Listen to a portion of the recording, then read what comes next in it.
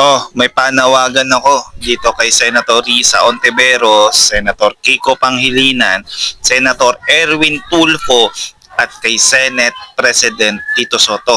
Baka naman pwede nyo itong gawan ng privilege speech. China kayo ng China. Alam nyo ba na itong Vietnam, grabe na ang kanilang ginagawa dyan sa Spratly Island. Ang dami na nalang itinatayong mga artificial island. Oh, panoorin nyo tong video na ito. Baka sakaling magbago ang isip ninyo. Kasi one-sided lang eh. Puro China lang ang naririnig natin. Kung tutuusin, maraming bansa ang merong dispute diyan sa lugar na yan. Oh, panoorin natin tong sabay-sabay. Itag nyo na tong mga senador na to. Baka sakaling magawa nila ng privilege speech diyan sa Senado. Okay? Let's go! The Spratly Islands comprises over 200 features of islands, reefs, shoals and sandbars. 6 parties, China, Vietnam, the Philippines, Malaysia, Brunei, and Chinese Taiwan, have made claims to all or part of the islands, with Vietnam occupying 29 features in total. Since the 1970s, Vietnam has continuously carried out reclamation activities on relevant features. According to the remote sensing images, Vietnam has initiated a new round of large-scale reclamation on its occupied Spratly features since October 2021. These activities involve 11 features: Namiot Island, Sand Cay, Tennant Reef, Pearson Reef, Bark Canada Reef, Allison Reef, Cornwallis South Reef, Lad Reef, Discovery Great Reef, Central Reef and South Reef. As of May 2025, Vietnam had reclaimed over 8.5 square kilometers of land across these features. Among them, the total land area of Namiot Island is about 0.83 square kilometers, Sand Cay is about 0.43 square kilometers, Pearson Reef is about 1.27 square kilometers, Tennant Reef is about 0.69 square kilometers, Bark Canada Reef is about 2.8 square kilometers, Discovery Great Reef is about 0.95 square kilometers, Cornwallis South Reef is about 0.09 square kilometers, Lad Reef is about 0.6 square kilometers, Allison Reef is about 0.1 square kilometers, Central Reef is about 0.3 square kilometers, South Reef is about 0.68 square kilometers. In this round of expansion, Vietnam has deployed cutter suction dredgers for the first time. In May 2022, Dutch shipbuilding company Royal IHC delivered a Beaver 65 cutter suction dredger to the Vietnamese company Dasinko, then delivered the second Beaver 65 to Dasinko and signed a contract for the third one in June 2023. In November 2022, Royal IHC delivered 2 more dredgers to the Sien Tien Group. These dredgers have been extensively used in the reclamation of Namiot Island, Pearson Reef and Bark Canada Reef, significantly enhancing Vietnam's efficiency.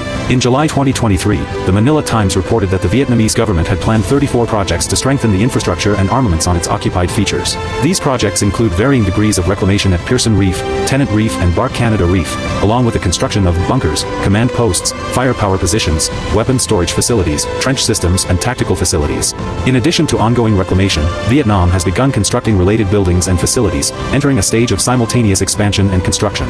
In terms of harbor and dock construction, prior to 2021, Vietnam had harbors only at Spratly Island, Southwest Cay, Sen Kiko Island and West Reef. Among the 11 occupied features undergoing expansion in this round, harbors have been built or are under construction on 8 features: Namiot Island, Sand Cay, Pearson Reef, Tennant Reef, Bark Canada Reef, Lad Reef, South Reef and Central Reef. In terms of runway and airfield construction, before 2021, among Vietnam-occupied features in the Spratly Islands, only Spratly Island had a runway of approximately 1,200 meters, which was insufficient for large military aircraft. Bark Canada Reef holds the largest reef flat among all Spratly features. Vietnam has expanded a sandbar about 4,300 meters long on the northwest side and built an airstrip. As of May 2025, the runway has taken shape and is about 3,200 meters long. Apart from Bark Canada Reef, Vietnam has extended sandbars with sufficient length for runways at Lad Reef, Pearson Reef, Tennant Reef and South Reef. In addition, temporary helipads have been added to Tennant Reef, Discovery Great Reef, Lad Reef and South Reef. Additionally, new berms have been built on Bark Canada Reef, Central Reef, Tennant Reef, Namiot Island and South Reef. It is anticipated that anti-ship artillery or missile platforms could be deployed in these areas. Currently, there are no signs that Vietnam will stop land reclamation on the occupied features. Vietnam may ultimately aim to surpass other claimants, including China, in terms of reclaimed land area in the Spratly Islands. Evidence suggests that Vietnam is attempting to connect its occupied features into a cohesive network, forming a complete operational system to enhance its military presence and deterrence capabilities in the South China Sea.